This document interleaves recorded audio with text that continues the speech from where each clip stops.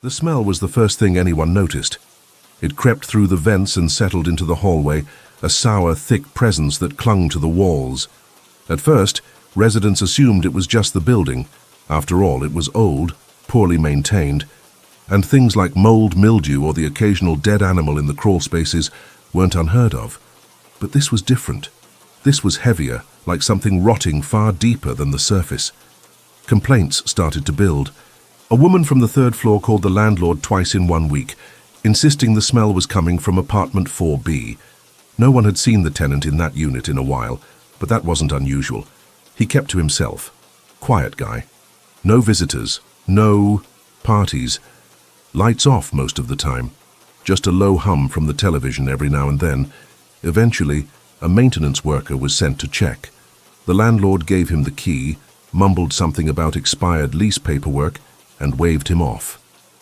The worker took the elevator, held his breath as he stepped into the hallway and knocked once on the door of 4B. No answer. He knocked again, louder this time. Nothing. Finally, he unlocked the door and stepped inside. What he saw made him drop his flashlight. The tenant was sitting in an old recliner, perfectly still, facing the television. The screen was frozen on. Some late-night talk show rerun, its volume low but persistent. The man looked as if he were asleep, until the worker moved closer and realized he wasn't breathing. His skin was leathery, almost paper-like, stretched tight across his bones. His eyes were open, wide, dry, staring blankly at the TV as if still watching. He was dead. The smell, now stronger in the closed space of the apartment, was unbearable. The worker stumbled back into the hallway, barely holding down his breakfast, and called 911. When paramedics arrived, they confirmed what he already knew. The man was long gone. But just how long? That was the real shock. 3 years. That's how long the body had been sitting there undisturbed, untouched, while life went on around it. 3 years of decay, of silence, of complete stillness, except for the flicker of the television that never stopped glowing. The windows had been sealed shut. The air conditioning unit was dead. Dust blanketed every surface. But the TV, still on, still plugged in, still working. When investigators came to remove the body, they noted how surreal it was. There were no signs of a struggle, no blood, no mess. Everything in the apartment was intact. Mail had piled up near the door, but it looked like the tenant had simply sat down one night and never got back up. The food in the kitchen was expired by years.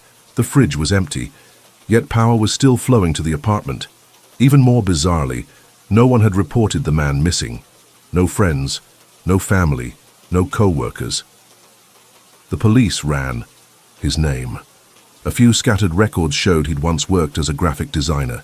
No criminal history, no mental illness on file, just a guy, alone, forgotten.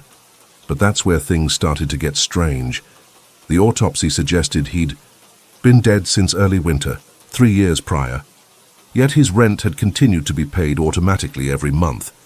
The electricity bills, internet, even streaming services were all current. His account was still active. No one had touched his mail, but all his accounts remained in good standing. When questioned, the landlord admitted he hadn't physically seen the man in years. Since rent was always paid on time, he never thought to check. After the body was discovered, investigators began to piece together the timeline of the man's death. The coroner estimated he had died over 3 years ago, based on the state of decomposition and the last known communication records from his phone. But what didn't make sense, what chilled even the most seasoned officers, was that everything about his life, financially, was still running as if he had never left. Rent had been paid every single month. On time, without fail. The building used an automated rent payment portal, so that in itself didn't raise immediate questions. Many tenants set up auto payments from their bank accounts, but in this case, the payments weren't just automatic. Transfers set years in advance. They were being triggered manually. Records showed that each month, a login had occurred on the 28th, a few days before rent was due. Someone, using his credentials, had logged in, confirmed the payment, and logged out. No other activity. No change in profile details, no messages. To the landlord, no updated contact information, just rent paid, month after month. And it wasn't just the rent. The electricity bill was also being covered. The TV in the apartment had been running for years without being turned off, powered by a steady electric connection. No outages, no shut-offs. When the electric company was contacted, they confirmed the account was in his name and being paid, electronically through the same checking account that handled the rent. They had no reason to suspect anything. Internet bills, also paid. The Wi-Fi router in the apartment was active, and logs showed regular small-scale activity, background app syncing, auto updates, nothing out of the ordinary. But there were no devices actively using it, except the smart TV, which was logged into a streaming account, still watching. The Netflix account attached to the TV had continued streaming shows, mostly older reruns. Some played on a loop. A few new episodes were started, but never finished. Viewing patterns changed slightly, then resumed their previous rhythm. It was almost like someone was watching, but not fully, like something was maintaining the routine. The real concern came when financial records were pulled. The man's bank account was intact, with just enough funds coming in from an unknown source, possibly residual payments from freelance work or automatic deposits from a forgotten pension. There was no evidence of fraud, no transfers to outside accounts, just small deposits and outgoing payments for bills, a perfect financial cycle. When cybersecurity specialists were called in, they found that the rent portal, the utility accounts, and the streaming services had all been accessed from the same IP address, the one assigned to his apartment. There had been no remote logins, no foreign devices. Everything was being done from inside. It looked as if he were still living there, doing what he always did, watching TV, paying bills, existing quietly, but he was not alive. Hadn't been. For years. The bank was contacted to investigate the app usage. Mobile logins were tied to a phone registered in his name. The model matched the one found in his apartment, plugged in but powered off, resting on the small table beside his recliner. Forensics powered it back on. No missed calls, no outgoing messages, no photos beyond 3 years old, just payment app notifications and system updates. The fingerprint sensor had last been used just over 2 months ago, long after his confirmed date of death. The strangest part was how smoothly everything had operated. Not one red flag had been triggered. Not one payment had bounced. Not one login had been flagged as suspicious. The man had died alone and unseen, yet his digital life had continued without interruption. The surveillance system in the apartment building was outdated but functional. Each hallway had one camera positioned above the elevators, recording low-resolution footage day and night. After the discovery of the body in apartment 4B, detectives requested access to the archived footage to determine who had last entered or exited that unit.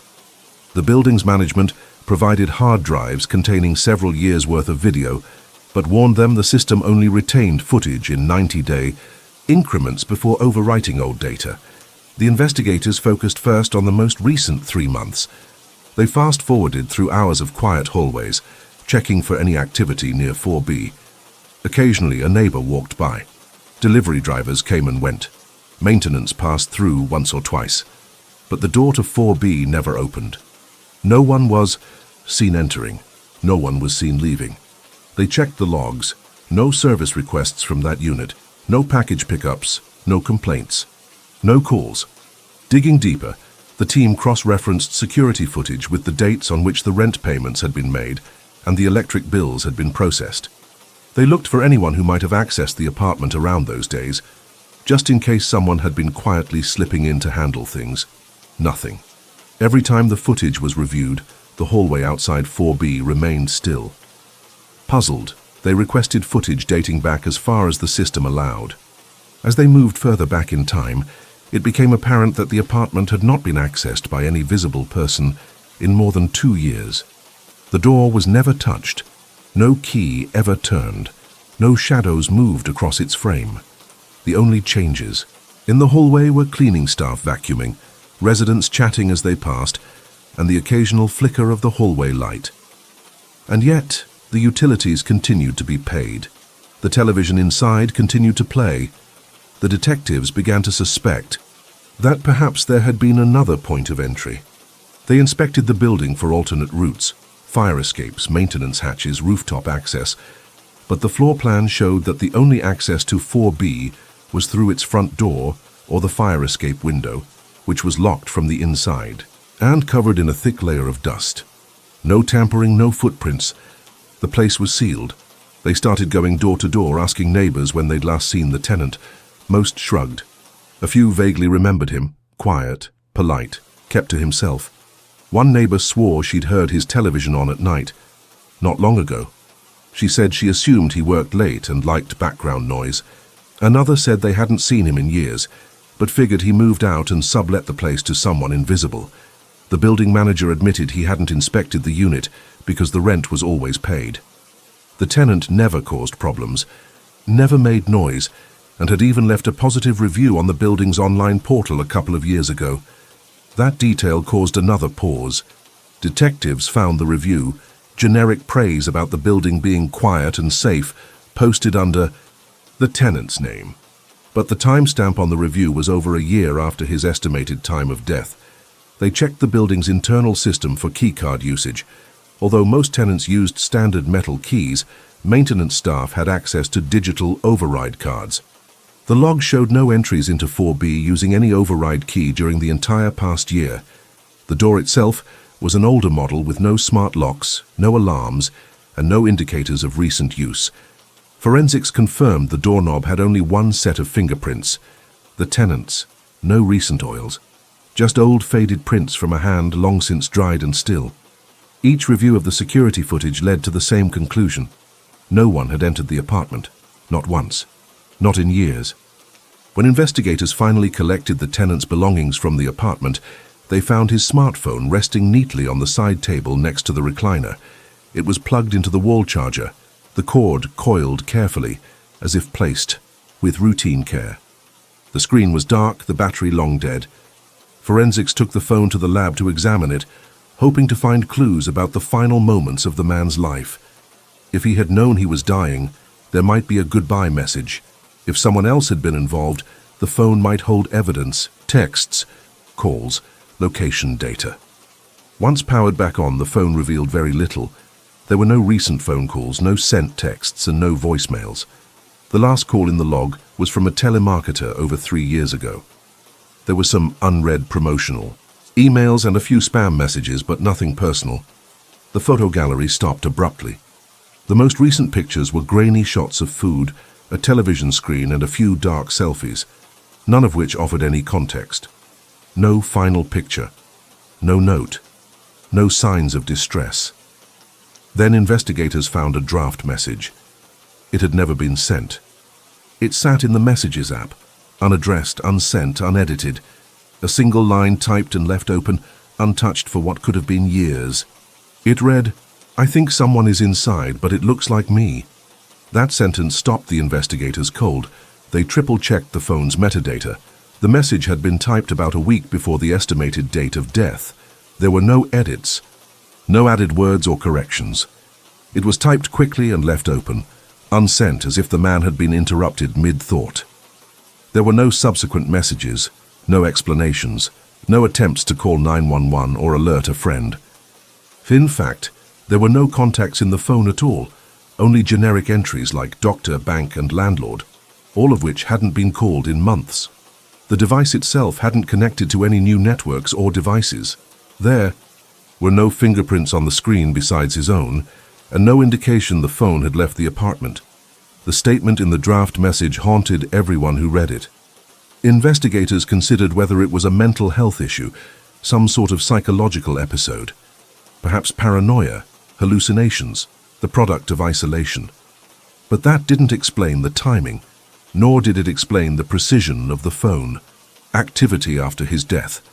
Rent had been paid, apps had been accessed, systems logged into, yet the man, by all autopsy accounts, had already been dead. The phrasing of the message, "But it looks like me," wasn't vague fear. It was direct, intentional. like he had seen something, someone, or something wearing his appearance. The tone wasn't panicked, but wary, as though he was trying to document something no one would believe. They tried to trace the message's context through the device's background activity. Before that draft was typed, the man had streamed an episode of a nature documentary, browsed a local news app, and opened the phone's camera briefly. No photos were taken during that time. The camera app was opened and closed. That was it. No GPS activity, no outgoing data. The device sat idle for days after that. The draft was the last known interaction with the phone. In a final attempt to gather answers, they checked the apartment's smart TV, which had its own microphone and voice assistant system. Voice logs were stored locally and sometimes preserved short-term for review. Most of the voice logs were mundane: requests to play music, volume, adjustments, and episode selections. But one voice clip stood out. It had been recorded just after the draft message was created. The voice asked, "Who am I?" And the assistant answered with the tenant's name.